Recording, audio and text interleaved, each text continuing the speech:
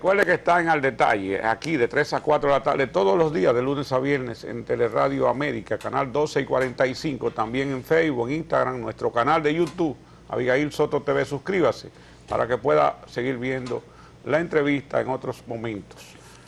Aquí con Lenchi Vargas, profesor universitario y alto dirigente de la Fuerza del Pueblo.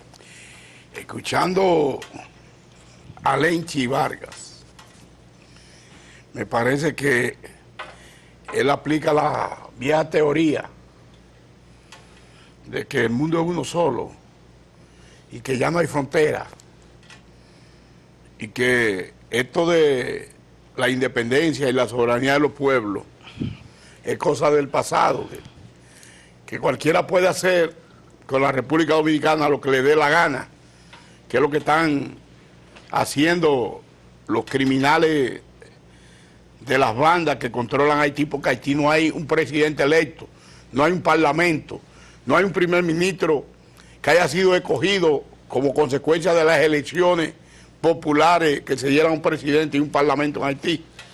Entonces, lo que hay que retirarse from, no tomar medidas en la frontera y que ellos hagan en el territorio nacional lo que a ellos se les ha enseñado desde que van a una escuela.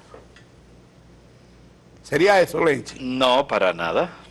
No, yo lo que entiendo es que lo que tenemos que lograr es una política seria, honesta, porque no se ha sido ni serio ni honesto en lo que toca al tema haitiano, ni ahora ni en los meses anteriores. No se ha sido serio, porque si lo vemos desde el punto de vista de la migración, el gobierno se ha visto involucrado en una serie de escándalos asociados a el cúmulo, a la venta masiva de visas en los consulados nuestros en Haití. Casi 400,000 en Entonces, eso no es serio. Eso no es serio. Porque además de venderla masivamente, lo hacen a sobreprecio por encima de las tarifas oficiales. Y eso lo sabe el gobierno. No solamente lo sabe el gobierno, lo sabe el Congreso. Porque el Congreso designó una comisión de senadores para investigar. Vaya usted a saber dónde terminó esa investigación de esa comisión. Nunca lo hicieron. Pero fue una decisión, una resolución del Senado de este periodo gubernamental. Y de un Senado controlado por el gobierno, que iba a investigar eso. Denuncias hechas por otros senadores. Pero no solamente el tema de las visas, que era una fábrica de envíos de personas haitianas hacia República Dominicana, por vías legales, cierto, pero es también el negocio del tráfico que hay en la frontera.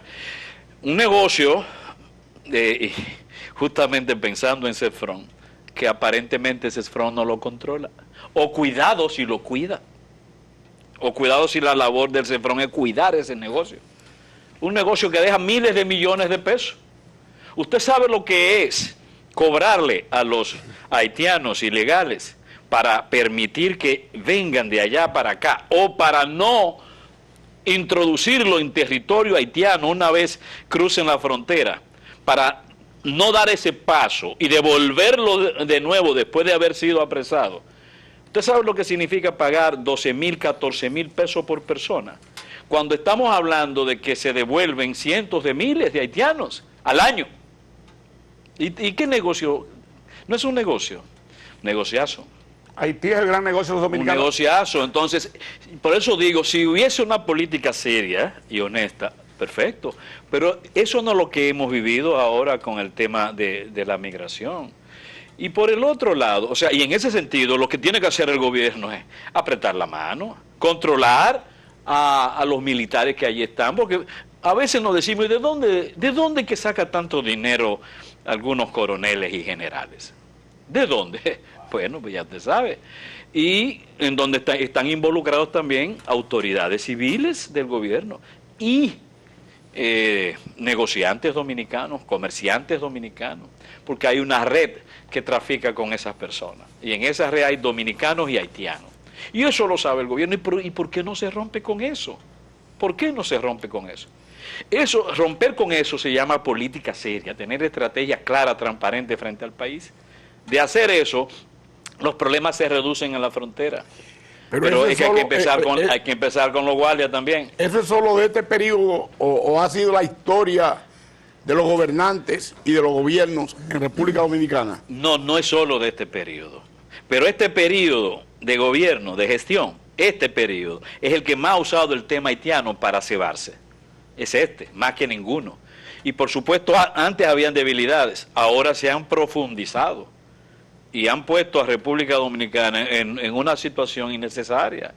Y han puesto el tema haitiano básicamente como un artificio electoral, tema de campaña, no como un tema realmente preocupante. ¿Por qué no vemos llamados a mesas bilaterales de cualquier tipo? No es solamente por el tema del canal. ¿Por qué no vemos esas mesas funcionando? Y toda esta parafernalia que se arma con el tema haitiano no es sincera, es simple y llanamente generando un ambiente parecido al que usan, o las estrategias que usan los presidentes de los Estados Unidos, de abrir guerra en una serie de zonas fuera de su frontera, para unificar a la nación estadounidense y lograr la reelección. Eso es típico. Es una estrategia de los partidos en Estados Unidos una vez están en el gobierno. Abrir una guerra interesante en algún sitio para evitar que el presidente solo tenga un periodo de gestión. Eso es así. Usted ha hablado de elecciones y habló de Congreso. ¿Cómo van sus aspiraciones a lograr una curul por la fuerza del pueblo? ¿Y por qué circunscripción? Bien, yo estoy aspirando por la circunscripción número 1 del Distrito Nacional.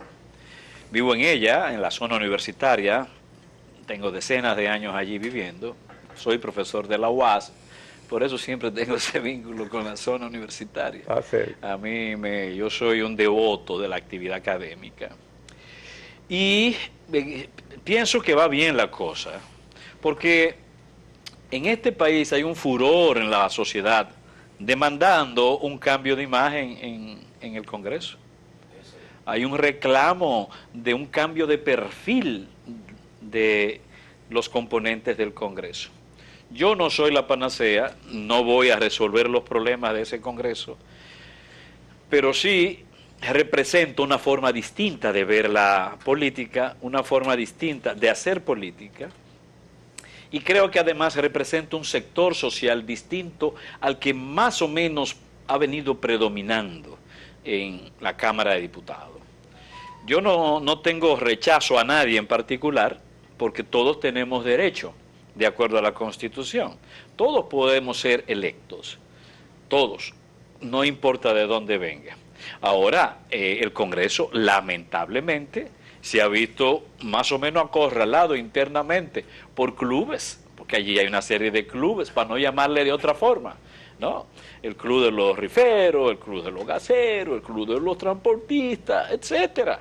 Como individuo yo lo aplaudo, como sector, cuidado, porque usted no puede usar ese escenario como una suerte de ropaje blindado para usted o su sector, que es lo que vemos también con el caso de un buen grupo de los hijos de los funcionarios y políticos que en vida ya ellos le están legando una curul en la Cámara Baja o en el Senado o un asiento en los ayuntamientos. Ese es un caso, pero antes de caer pues si hablamos de los gaseros, si hablamos de los riferos.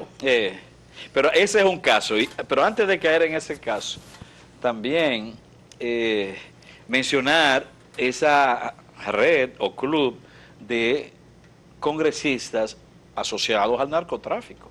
Que no son dos ni tres. Que es muy grande. Que no son dos ni tres. Y que incluso algunos están detenidos, por ejemplo, en Estados Unidos. Y aquí otros señalados por el Ministerio Público, no por mí. Señalados por el Ministerio Público, más de 3 ellos.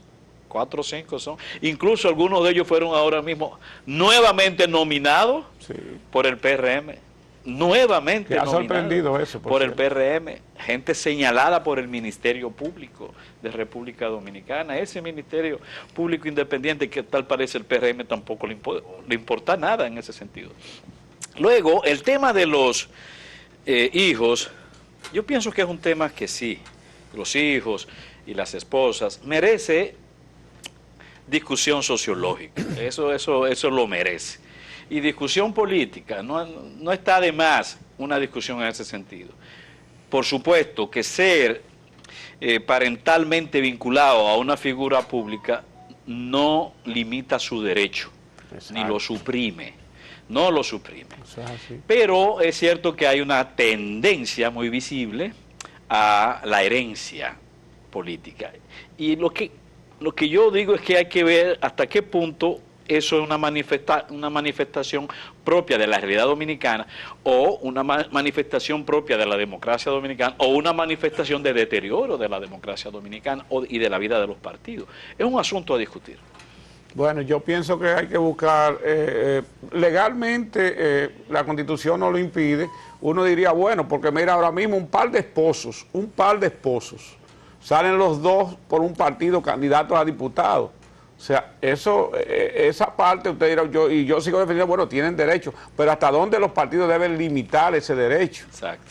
Deben limitar ese derecho. Pero coadyuvando lo que usted dice, parece que ahí se está aplicando el viejo adagio de que al país donde fuere hace lo que viere. Porque en la romana, el alcalde y la vicealcaldesa eran pareja de esposos, y está preso el esposo y la esposa es la alcaldesa. Bueno, porque en Nicaragua el presidente y la vicepresidenta son una pareja de esposos. Yo pienso que eso merece una discusión abierta en el país. Es posible, pienso que sí. es porque posible. también hay que ver hasta qué punto este tipo de fenómeno del parentesco y las aspiraciones, hasta qué punto puede afectar la participación de otros. Y es ahí donde viene el tema de la democracia, de los valores de la democracia. Hasta qué punto reduce, minimiza, asusta a otro ciudadano e incluso aleja a un buen activista comunitario. ¿Hasta qué punto eso lo afecta? Porque fíjate, lo distancia. Porque mira, no tiene los recursos ni las influencias para lograr lo que logran aquellos. Mira, yo defiendo, porque Chubasque, como decía, mencioné una serie de dirigentes que nacieron en política y los hijos lo han seguido. Pero, por ejemplo, políticos que se casan con una dama que nunca fue política, pero porque ellos tienen una posición, la enganchan a política. Esa es la parte que yo cuestiono. Por eso cuestionaba lo del secretariado de la presidencia y una candidata a síndico que se casó, trabajaba en la televisión, se casó con un síndico y él la hizo candidata a diputada, ya es candidata a síndico. O sea, esos son los cargos a cuestionar. Pero esa es nuestra partidocracia, que yo creo que vamos involucionando. Me luce, y tú como habla de la sociología, aquí hay que producir un análisis serio del comportamiento político. Yo creo que hay que debatir eso para ver en qué es que debemos mejorar. Mientras tanto, Lenchi, en 30 segundos, ¿cómo va la Alianza Rescate RD? Eso va positivo y hay una comisión especializada para eso que va a hacer buenos anuncios. Que no sueltan prendas. No sueltan, no, porque esa es parte del acuerdo, no soltar prendas. Así es. Porque hay unos ojos, como tú dijiste, con unos macutos en la mano. Muy grandes, los macutos muy llenos. Unos ojos muy atentos y macutos llenos, que desde que se orientan de cualquier cosita, se mueven. Entonces, por eso hay tanta discreción. Pero sí quiero decirles que en cuanto a mis aspiraciones, yo quiero ir no con un saco de leyes. No, este país está lleno de leyes. Leyes que finalmente se cumplen a medias o no se cumplen. Y el Congreso es responsable también de que eso ocurra. Porque el Congreso tiene que cuidar lo que vota. Las leyes, si bien son responsabilidad del Congreso definirlas y aprobar, también de darle seguimiento a que se respete. Es parte de su labor, según la Constitución, que es el Congreso para controlar y para supervisar. ¿Pero supervisar qué? El orden en que nos basamos, y el orden se fundamenta en leyes, el control del presupuesto, aparte de hacer leyes. Entonces voy con esa espinita. Aquí el Congreso tiene que reorientarse. Es un Congreso que no ha variado. Díganme ustedes, queridos panelistas o jefe de este programa, ¿en qué momento podemos decir que el Congreso dominicano ha cambiado desde los años 60? ¿En qué? en términos de dinámica, en términos de funcionamiento. Se ha dedicado a lo mismo, a votar leyes y resoluciones, y más nada. Pero este país ha cambiado, de una u otra manera ha cambiado, y ha avanzado en algunos ámbitos. Si observamos, por ejemplo, la Constitución del 2010, obliga a una serie de cambios que gradualmente lo hemos visto. Uno de ellos es el Tribunal Constitucional, uno de ellos. Pero el Congreso no cambia. No, tiene que dedicarse a controlar al Estado, especialmente al Poder Ejecutivo y a los ayuntamientos. Te vamos a desear darle mucha seguimiento. suerte, Reichi, mucha suerte. Ojalá que logres esa candidatura porque el Congreso y el país, también la fuerza del pueblo ganaría con tu representación en el Congreso y a lo mejor nos sentamos muy cerca. Amigos televidentes, con su anuencia, pausamos.